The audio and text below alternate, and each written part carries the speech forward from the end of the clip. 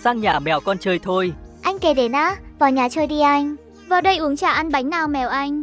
Bây giờ mẹ phải ra ngoài có việc, hai đứa ở nhà chơi ngoan nhé. Anh Kế ơi, nhà em có nhiều rau lắm, anh biết làm gì với chúng không? Hay là nấu cơm cho mèo mẹ đi, để anh làm cho. Cho em giúp với nhé. Anh chuẩn bị thi MasterChef đấy, nhìn anh này có đỉnh không? Ôi không ngờ anh Kế lại nấu ăn giỏi như thế. Xong rồi, đợi mẹ về ăn thôi. Mẹ về rồi đây, hai đứa chơi có ngoan không? Ôi cơm ai nấu đây hấp dẫn quá. Anh Kế đấy mẹ ạ, anh Kế đỉnh lắm đấy mẹ. Hi hi ngại quá, các bạn ơi like để cho mình lấy động lực thi nấu ăn nhé.